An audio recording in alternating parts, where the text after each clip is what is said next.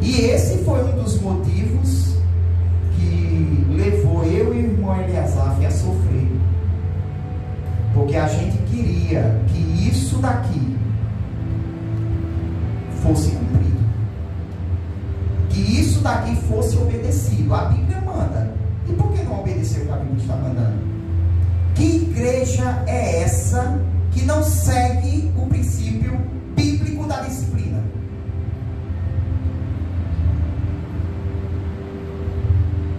A Bíblia ensina que tem que fazer isso. A Bíblia ensina isso. E se a gente não faz, a gente está desobedecendo a Bíblia. Aí, irmão Eliasaf e eu combatemos esse erro para que a disciplina bíblica fosse estabelecida na igreja. Aí no final, quem foi disciplinado? Nós. Isso é igreja bíblica, irmão? Irmão, só quem é cego para enxergar isso como igreja bíblica. A disciplina bíblica, ela tem que ser do jeito bíblico. Ela tem que ser não para castigar a pessoa e afastar a pessoa de Deus. Ela tem que ser para aproximar a pessoa de Deus. Ó, meu irmão, a partir de hoje eu quero você em todo culto de doutrina. Aleluia. A partir de hoje eu quero você em todo culto de oração. Glória. A partir de hoje eu quero que você não perca nenhuma Santa Ceia. Glória. Isso é que é disciplina. Isso é que é disciplina. Mas afastar a pessoa de uma ordenança bíblica, Jesus falou que a gente tem que cear, tem que fazer isso em memória dele. Aí eu vou proibir uma pessoa de fazer algo que Jesus mandou. Eu trouxe esse tema para a igreja porque existem muitas coisas que a gente aprendeu errado. Eu já trouxe aqui algumas pregações sobre a ordem do culto, sobre as qualificações de um pastor. E hoje nós gostaríamos de falar sobre a disciplina eclesiástica, quando a igreja disciplina o seu membro. Por quê? Porque uma das punições para a pessoa que é disciplinada é que ela deixa de tomar a Santa Ceia. A maioria das igrejas fazem isso. Mas isso é correto? Isso é biblicamente correto? Proibir uma pessoa de cear quando ela já se arrependeu dos seus pecados? É correto proibir uma pessoa de assistir um culto de doutrina ou de oração quando ela já se arrependeu dos seus pecados? Então, nós iremos analisar biblicamente isso, porque existem muitas tradições aí. Só são tradições de homens, só são regras de homens. Do mesmo jeito que existia no tempo de Jesus, com os escribas e fariseus. Com as suas tradições, eles invalidavam os mandamentos de Deus. Eles induziam as pessoas a pecar, a desobedecer a palavra de Deus, por causa das suas tradições. A disciplina, nós temos que entender que o objetivo da disciplina não é fazer o crente sofrer, não é punir a pessoa. Esse não é o objetivo da disciplina. Existem pessoas que veem na disciplina uma forma até de se vingar daquela pessoa de quem não gosta, uma forma de se vingar, de ver a pessoa sofrer. Mas esse não é o objetivo da disciplina. Assim como o pai disciplina o seu filho, assim como Deus disciplina o seu filho também, a igreja deve disciplinar o seu membro com a intenção de restaurar a sua fé. O objetivo da disciplina é a restauração daquele que caiu. É restaurar a fé de quem está cambaleando, pecando habitualmente. Esse é o objetivo da disciplina. É levar a pessoa ao arrependimento. Não existe outro objetivo. Então, se a pessoa é disciplinada e ela já foi levada ao arrependimento, para que punir mais ainda a pessoa? Se ela já está em comunhão. Porque se ela se arrependeu dos seus pecados, se ela confessou, se ela agora está andando conforme a palavra de Deus, então ela já está em comunhão com Deus. E a Bíblia diz que a restauração espiritual de uma pessoa tem um valor muito grande. Tiago disse isso em Tiago 5,19. Queridos irmãos, se algum de vós se desviar da verdade e alguém o reconduzir a ela, lembrai-vos disto: quem ajudar o pecador a se arrepender do seu mau caminho, salvará da morte essa alma e cobrirá para o perdão de uma grande multidão de pecados. Contribuirá para o perdão. Aí a versão King James é uma Almeida Revista e Corrigida, irmão Cícero. Então, Tiago diz aí que se alguém se desviar do caminho, pecar contra Deus e contra a igreja, essa pessoa tem que ser levada ao arrependimento. E se você conseguir levar essa pessoa ao arrependimento, você vai estar salvando uma alma, contribuindo para que uma pessoa seja salva da condenação do inferno, e vai cobrir uma multidão de pecados.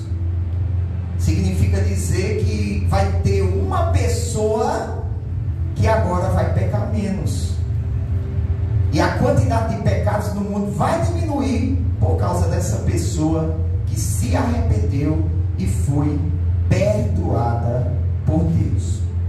E Deus estabeleceu a disciplina da igreja como uma forma de restaurar a pessoa. Mas nós devemos tomar muito cuidado por causa das tradições e das regras humanas. Jesus disse isso: vocês, escribas e fariseus, vocês estão fazendo as pessoas desobedecerem aos mandamentos de Deus por causa da tradição de vocês. E o que está acontecendo em muitas igrejas é que muitos crentes estão desobedecendo a uma ordenança bíblica de cear, por exemplo. Muitas pessoas estão desobedecendo porque a igreja impõe isso à pessoa. Se um crente cai em pecado e ele é levado ao arrependimento, ele já está em comunhão com Deus e em comunhão com a igreja. Então, por que proibir essa pessoa de cear? Por que proibir essa pessoa de cultuar a Deus? O escritor aos Hebreus diz que nós não devemos deixar o hábito de se congregar. Muito pelo contrário, nós devemos sempre nos congregar com frequência. Por quê? Porque cada um vai fortalecer o outro. Glória a Deus. Aí a pessoa precisa ter a sua fé restaurada, a sua fé fortalecida. Ao invés da pessoa vir para a igreja, a pessoa é proibida de ir para a igreja, é proibida de assistir cultos, principalmente culto de doutrina e alguns cultos de oração. Está proibido porque está de disciplina. A partir de agora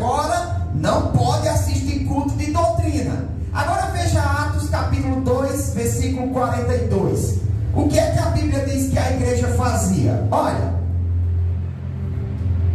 Atos 2:42. E perseveravam na doutrina dos apóstolos. A igreja tem que perseverar na doutrina dos apóstolos. Aquele irmão que caiu e se arrependeu, ele tem que perseverar na doutrina. Como é que ele vai perseverar na doutrina se ele está sendo proibido de assistir um culto de doutrina? Na comunhão, como é que ele vai ter comunhão com os irmãos se ele está sendo proibido de congregar, de ir para um culto? No partir do pão, como é que ele vai cear? No partir do pão é cear. Como é que ele vai cear se ele está sendo proibido de cear? E nas orações, como é que ele vai orar com a igreja se ele está proibido de orar na igreja? Então veja que isso não faz sentido, irmãos. Isso é regra de homem. É regra de homem. É tradição de homem. A disciplina bíblica, ela tem que ser do jeito bíblico. Ela tem que ser não para castigar a pessoa e afastar a pessoa de Deus. Ela tem que ser para aproximar a pessoa de Deus. Ó, meu irmão, a partir de hoje eu quero você em todo culto de doutrina. Aleluia. A partir de hoje eu quero você em todo culto de oração. Glória. A partir de hoje eu quero que você não perca nenhuma Santa Ceia. Glória. Isso é que é disciplina. Isso é que é disciplina. Mas afastar a pessoa de uma ordenança bíblica. Jesus falou que a gente tem que cear. Tem que fazer isso em memória dele. Aí eu vou proibir uma pessoa de fazer algo que Jesus mandou. Isso não faz sentido olhando para a Bíblia, irmãos. Não faz sentido. A Bíblia manda você não deixar a sua congregação, como é costume de alguns. Deixar a congregação é a pessoa deixar de se congregar como estava congregando antes. Aí proíbe a pessoa de congregar, proíbe a pessoa de ir para os cultos.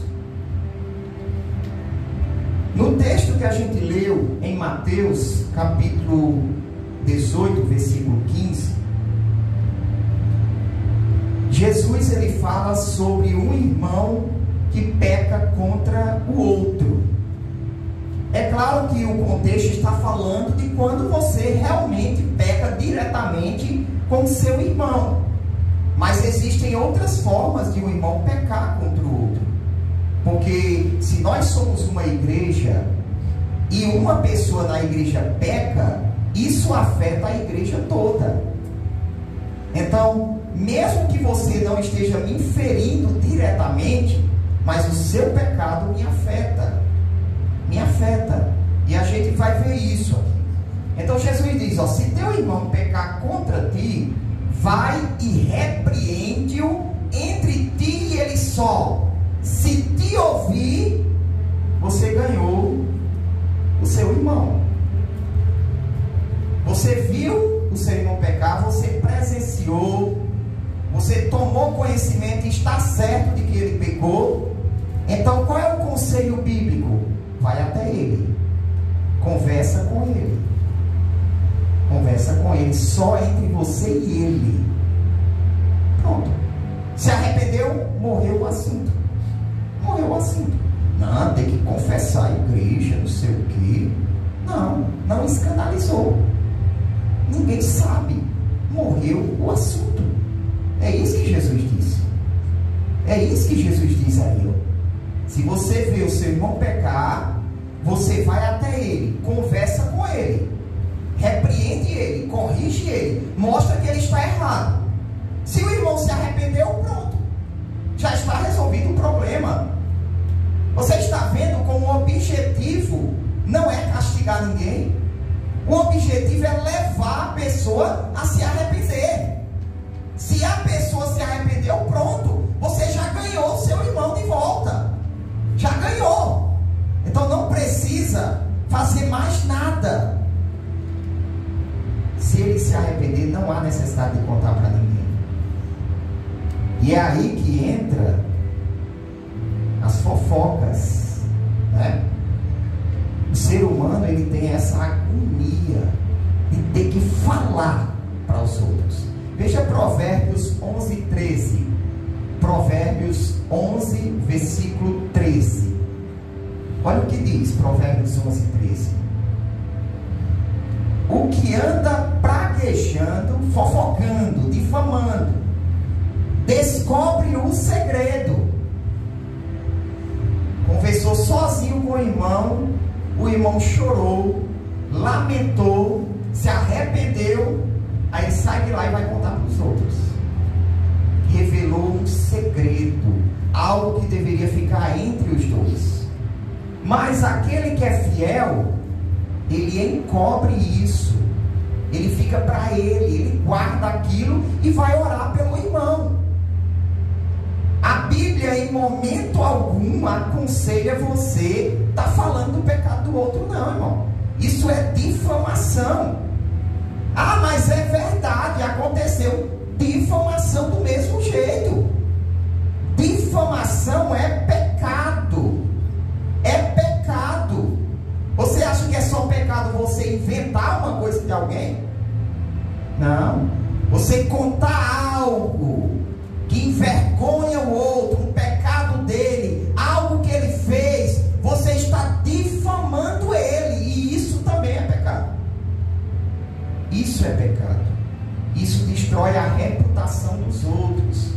Isso aumenta as coisas. As pessoas sempre vão aumentar.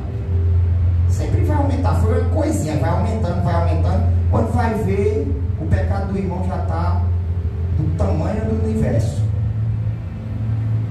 E isso também gera suspeitas malignas. Você já se deparou com pessoas que nunca conversou com você e tem raiva de você? Porque outros já falaram mal de você para essas pessoas? Difamação, fofocas. Nós temos que tomar muito cuidado com isso. A Bíblia diz que o amor não suspeita mal. A Bíblia diz lá em Tiago 4:11, irmãos, não falem mal um dos outros. Quem vive falando mal do outro, está falando mal da palavra de Deus, da lei de Deus. Quem vive falando mal do outro, está se colocando na posição de juiz da palavra de Deus. Então nós temos que tomar muito cuidado com isso. Então Mateus 18:15, volta para lá, irmão Cícero. Você presenciou o seu irmão pecando, ele confessou a você alguma coisa, você soube, teve certeza, vai lá conversar com ele. Se ele se arrependeu, morreu o assunto. Se arrependeu, ganhou o irmão, não precisa mais falar sobre isso. Não precisa. É isso que Jesus fala aí. Não precisa. Próximo.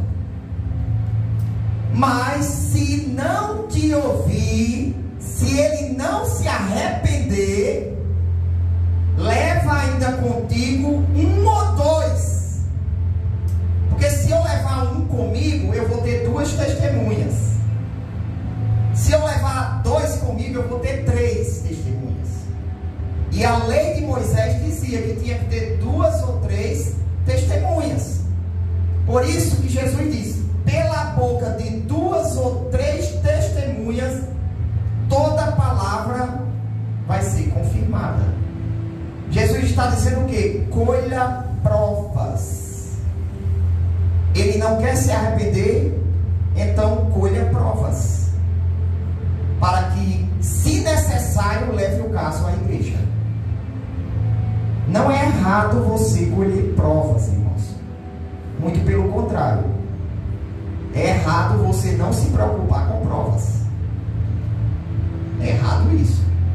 Você sai falando, sai difamando as pessoas, caluniando, sem ter nenhuma prova. Paulo disse a Timóteo, para Timóteo não aceitar uma acusação contra um pastor.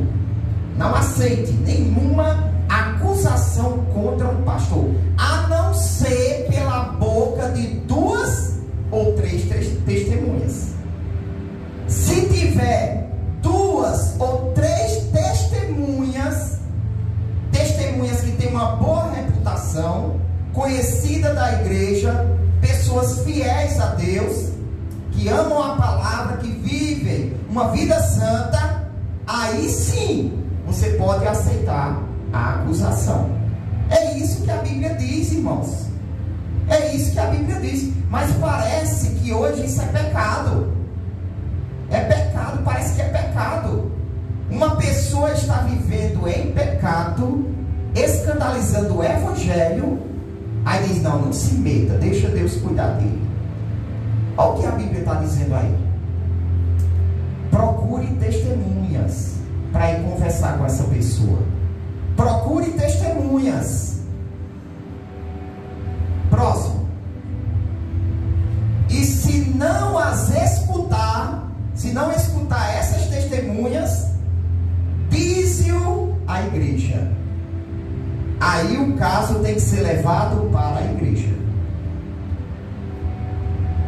Quando é, irmão, que a gente vê isso hoje? O caso deve ser levado à igreja, para a igreja resolver. A igreja, ela tem que resolver. Na igreja tem que ter um tribunal. 1 Coríntios 6 diz isso. Por acaso não há sábios entre vós para julgar questões entre irmãos? A igreja tem que resolver. O caso é levado à igreja. Para que o caso é levado à igreja? Para a pessoa vai ter mais uma chance de ser salva, de se arrepender dos seus pecados e não ser condenada, e também para a própria igreja não ser contaminada e difamada. Para a igreja não ser contaminada. Tem gente que diz assim, não, a salvação é individual, ninguém se meta com a minha vida. Não. A igreja pode ser contaminada por causa de uma pessoa que faz parte dela. A igreja pode ser contaminada, e a gente vai ver 2 textos para isso aqui. Vamos primeiro para 1 Coríntios capítulo 5. Veja aí, irmãos, isso. Lá em Corinto, tinha um irmão, provavelmente alguém influente na igreja, por isso que a igreja não estava se importando. Esse irmão, ele estava em prostituição, adultério, estava mantendo relações com a esposa do seu pai. E Paulo diz, olha, se houve, ou seja, era algo já sabido de todos, não precisava mais de provas, todo mundo já sabia. Todo mundo já sabia. Existem casos que todo mundo já sabe. A igreja já sabia. A igreja sabia disso. Só que estava fazendo vista grossa. Se houve que há entre vós fornicação, e fornicação tal, qual nem ainda entre os gentios existe, entre os descrentes. Esse pecado no meio de vocês é tão sério que nem mesmo entre os descrentes não tem esse tipo de pecado, ou pelo menos não se ouve. Como é haver quem abuse da mulher de seu pai? Aí veja o próximo. Estais inchados e nem ao menos vos entristecestes. A igreja se considerava tão espiritual, porque tinha os dons espirituais, que não estava nem ligando para isso. A igreja estava dizendo, nós temos línguas estranhas, nós somos pentecostais, aqui tem dom. Aquelas igrejas frias lá não tem o que a gente tem. Não é hoje assim?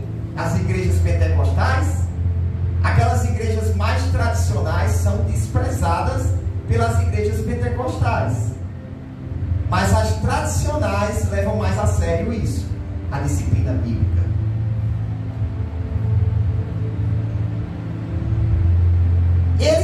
estavam se entristecendo por não ter sido dentre vós tirado quem cometeu tal ação. É isso que a Bíblia está dizendo, irmãos.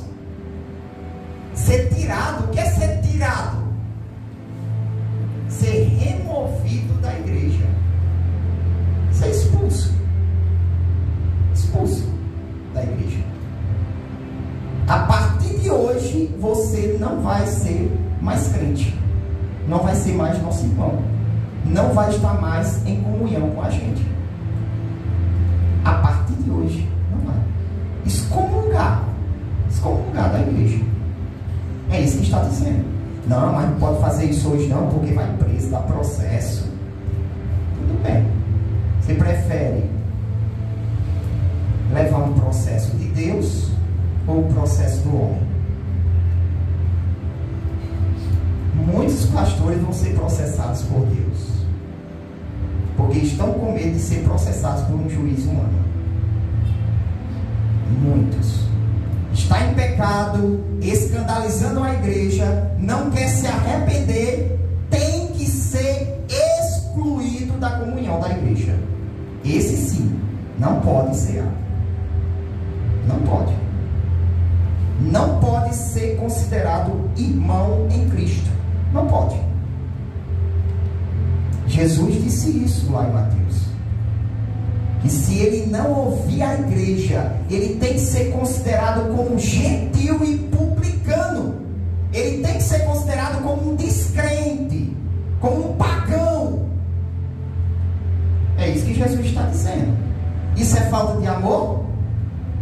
Foi Jesus que ensinou isso. E Paulo está ensinando aí, ó. Vocês não estão tristes por não ter sido tirado do meio de vocês esse tal que está cometendo esse tipo de coisa aí? Vocês não estão tristes? Olha só. Na verdade hoje, né, ficam tristes quando esses são disciplinados. Isso é falta de amor, falta de misericórdia, falta de compaixão. Veja o próximo. E na verdade, ainda que ausente no corpo, mas presente no espírito, Paulo está dizendo que é um só com a igreja. Todos nós formamos um só corpo. Não importa onde a gente esteja, a igreja é uma só. Já determinei como se estivesse presente que o que tal ato praticou. Veja o próximo. Em nome de nosso Senhor Jesus Cristo, juntos vós e o meu Espírito, pelo poder de nosso Senhor Jesus Cristo, próximo, seja entregue a Satanás para destruição da carne, para que o Espírito seja salvo no dia do Senhor Jesus. Até aí, Paulo ainda pensa na salvação dele. Paulo está dizendo, ele vai ser excomungado da igreja, ele vai ser expulso da comunhão para que ele seja salvo. Por quê? Porque ele pode com isso ser levado ao arrependimento. Ao arrependimento. Olha como é interessante a Bíblia. Só que existem pessoas hoje que é diferente. Não podemos fazer isso. Se a gente fizer, a pessoa se desvia. Se a gente fizer, vai matar a fé da pessoa. Aí Paulo diz, expulse ele da igreja, que fazendo isso tem mais chance dele se arrepender. Enquanto ele estiver na igreja em pecado, é difícil ele se arrepender. Mas se ele for expulso, ele vai ser entregue a Satanás. Ele vai estar livre da igreja, dentro da permissão de Deus. Ele vai sofrer, e isso pode ser levado ele, pode levar ele ao arrependimento. Veja o próximo. Não é boa a vossa jactância, o vosso orgulho. Não sabeis que um pouco de fermento faz levedar toda a massa? Aí Paulo começa a dizer, olha, esse daí que está em comunhão com vocês ainda, ele pode manchar toda a igreja. O fermento é símbolo de pecado, irmão. É símbolo de maldade. meio da igreja. É símbolo de veneno, erva amarga no meio da igreja, erva venenosa no meio da igreja, como diz o escritor aos Hebreus. Lá no escritor aos Hebreus, raiz de amargura não é a amargura no seu coração, não. Raiz de amargura é uma erva amarga e venenosa no meio da igreja. É um crente assim. É um crente assim. Então, veja o próximo. Alimpai-vos, se limpem, se purifiquem, pois do fermento velho, para que sejais uma nova massa, assim como estáis sem fermento. Aqui Paulo fala daquelas duas santificações que eu já expliquei aqui. Quando uma pessoa crê em Jesus, ela já é considerada santa diante de Deus. Ela já é considerada pura. Ela já é considerada inocente diante de Deus. Por isso que Paulo diz que eles já estão sem fermento. Eles já estão limpos diante de Deus. Mas, por outro lado, Paulo manda eles se purificar. Paulo manda eles se purificar. Ou seja, existe uma santificação, que é essa: quando você crê em Jesus, você já é santo diante de Deus, já é puro, já é limpo pelos méritos de Cristo. A justiça de Cristo é imputada em você. Mas existe outra santificação, que é aquela santificação prática, que na prática muito crente não condiz com a santificação posicional, aquela que ele tem diante de Deus. Porque Cristo, nossa Páscoa, foi sacrificado por nós. Paulo está dizendo: a Páscoa já iniciou. Tire o fermento do meio de vocês. Porque na Páscoa se fazia isso, tirava o fermento. Veja o próximo. Pelo que façamos festa não com o fermento velho do pecado, né? Da maldade, da malícia, mas asmos, pão sem fermento, da sinceridade e da verdade. Passa. Já por carta vos tenho escrito que não vos associeis com os que se prostituem. Paulo tinha escrito uma carta anterior a essa, a 1 Coríntios, né, que a gente chama de 1 Coríntios. Veja o próximo. Isso não quer dizer absolutamente com os devassos deste mundo, ou com os avarentos, ou com os roubadores, ou com os idólatras, porque então vos seria necessário sair do mundo. Paulo diz: olha, eu escrevi para vocês não se associarem com prostitutos, com imorais. E quando eu falei isso, eu não estava falando com as pessoas do mundo, eu estava falando com pessoas do meio de vocês. Veja o próximo. Mas agora escrevi que não vos associeis com aquele que, dizendo-se irmão, for devasso, prostituto, imoral, avarento, idólatra, maldizente, beberrão, roubador. Com o tal nem ainda comais com ele. Não se assente para comer, bater um papinho com esse daí, não, se afaste dele. É isso que Paulo ensina. E observe que motivos para disciplina como essa inclui até bebedice, idolatria, avareza e um maldizente. Uma pessoa que tem o hábito de fazer isso. Briguento, que vive maldizendo os outros, xingando os outros. Essa pessoa, ela pode também cair nessa disciplina. Pode cair. Veja o próximo. Porque que tenho eu em julgar também os que estão de fora? Não julgais vós os que estão de dentro? Os que estão dentro, vocês não julgam. Paulo está dizendo: vocês devem julgar os que estão dentro da igreja. Veja o próximo. Mas Deus julga os que estão de fora. E Paulo conclui dizendo o quê? Tirai, pois, dentre vós a esse iníquo. Tire ele do meio de vocês. Tire ele do meio de vocês. Irmãos, isso é sério. Isso é sério. Uma igreja que permite pessoas que vivem na prostituição prostituição, na imoralidade e não faz nada, essa igreja está desobedecendo ao mandamento bíblico.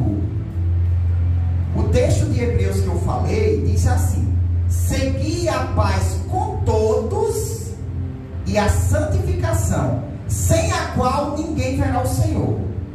O escritor aos Hebreus diz que sem santificação ninguém verá o Senhor. Mas ele não diz sem paz, porque nem sempre você vai poder ter paz. A paz você vai ter quando é possível. Você vai fazer o que a palavra de Deus manda, não é?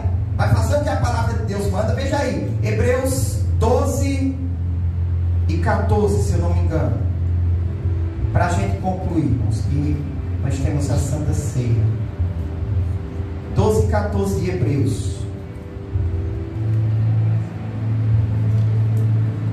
Segui a paz com todos e a santificação.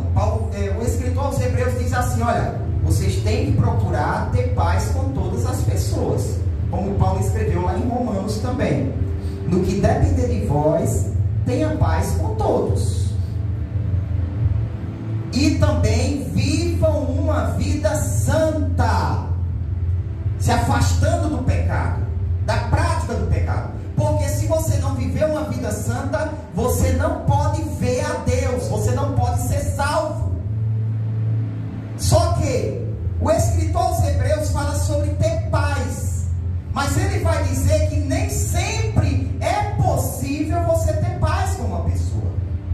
Nem sempre, como esse caso de 1 Coríntios capítulo 5. Você não vai poder se associar com uma pessoa que diz que é irmão, mas é um fornicador, um prostituto, um ladrão, um maldizente, um adúltero, um idólatra, um avarento. Veja o próximo. Tendo cuidado de que ninguém se prive da graça de Deus, se desviar da graça, e de que nenhuma raiz de amargura brotando vos perturbe. Perturbar aí dá a ideia de irritar, causar irritação. Se você chegar perto de uma urtiga, tocar na urtiga, já começa a coçar a mão. Uma vez a gente estava caminhando ali no sítio de mãe, eu falei para as meninas tomarem cuidado, pegou uma urtiga no pé de melissa, a bichinha ficou sofrendo, porque existem ervas que elas ferem você, só de você tocar. E existem ervas que são venenosas, se você ingerir, você morre. É isso que o escritor aos Hebreus está dizendo. Raiz de amargura se refere a uma planta que brota e ela é amarga e ela é venenosa. O escritor aos Hebreus está tirando isso de Deuteronômio 29 e 18. Vai lá, irmão Cícero. Deuteronômio 29 e 18. Veja o que diz lá. Deuteronômio 29 e 18. Para que entre vós não haja homem, entre vocês, no meio de vocês, não haja homem, nem mulher, nem família, nem tribo, cujo coração se desvie do Senhor. A mesma coisa que ele disse, que ninguém se prive da graça de Deus, que ninguém se afaste da graça de Deus. Veja o paralelo que existe entre esse texto e o texto lá de Hebreus. Se desvie do Senhor nosso Deus e vá servir a outros deuses, aos deuses das nações. No nosso contexto hoje, é você servir ao mundo. Quando você está servindo ao mundo, você está servindo a outros deuses. Você pode servir ao dinheiro, você pode servir aos prazeres, você pode servir a si próprio, né? Aí, para que entre vós não haja raiz que dê fel e absinto, raiz amarga e venenosa, raiz de amargura. Para que entre vós não haja essa raiz. Agora olha o que ele vai dizer, quem é essa raiz. Olha o próximo. E aconteça que, ouvindo as palavras desta maldição, quem já viu uma raiz escutar a palavra, irmão? É uma pessoa.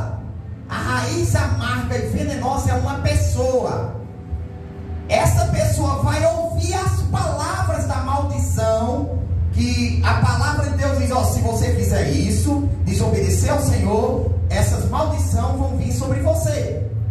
Aí essa pessoa ouve as palavras da maldição, só que ao invés de ela temer, dela dizer, eita, eu tenho que tomar cuidado com as palavras da maldição, se eu desviar do caminho do Senhor, eu vou ser amaldiçoado.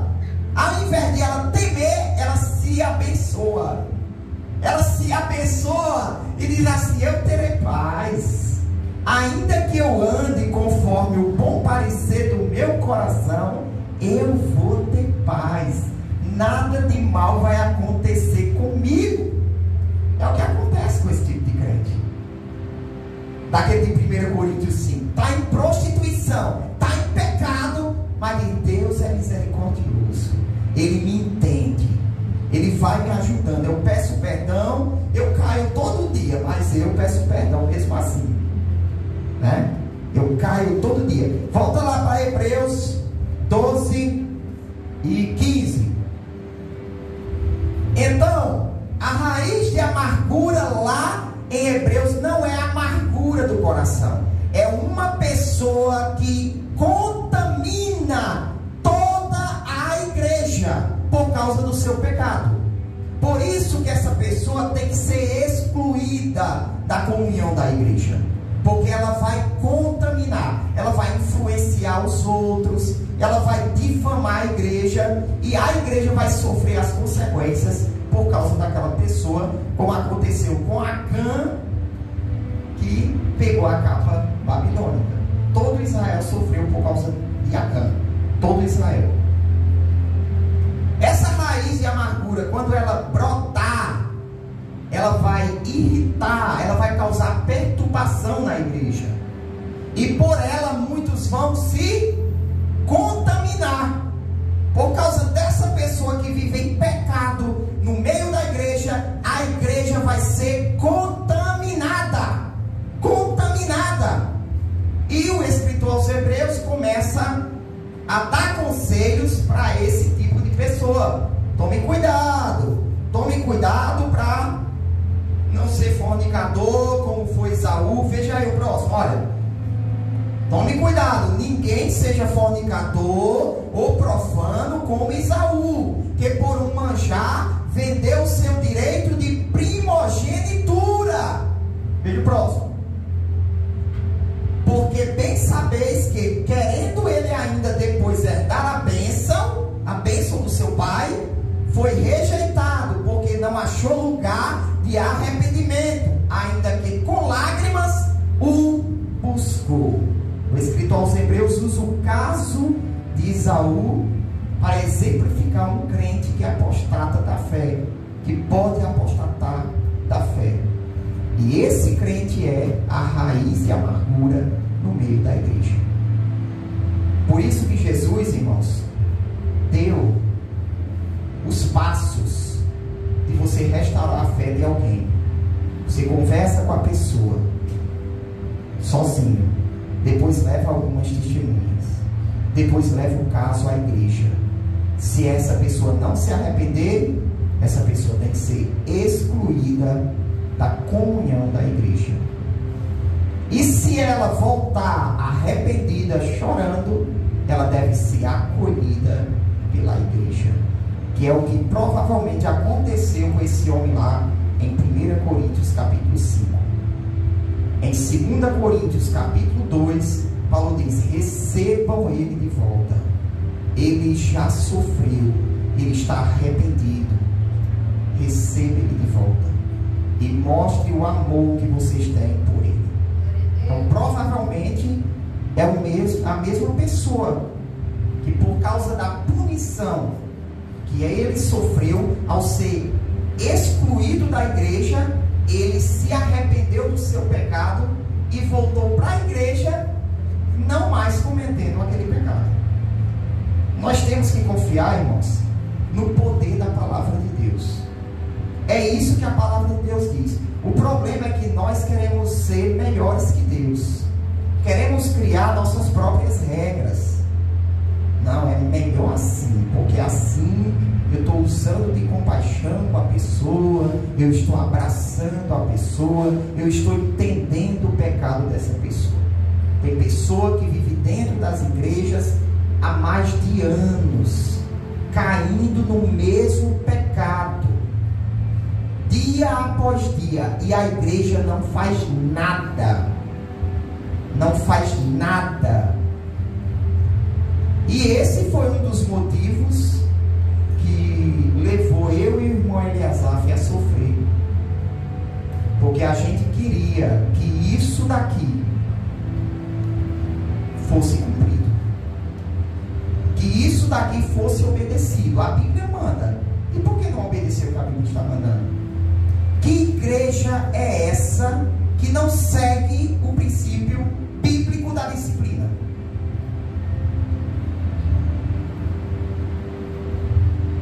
A Bíblia ensina que tem que fazer isso. A Bíblia ensina isso. E se a gente não faz, a gente está desobedecendo a Bíblia. Aí, irmão Eliasaf e eu combatemos esse erro para que a disciplina bíblica fosse estabelecida na igreja. Aí no final, quem foi disciplinado? Nós. Isso é igreja bíblica, irmão? Irmão, só quem é cego para enxergar isso como igreja bíblica. Nós temos que tomar cuidado. Nós não podemos prender o nosso coração a uma instituição.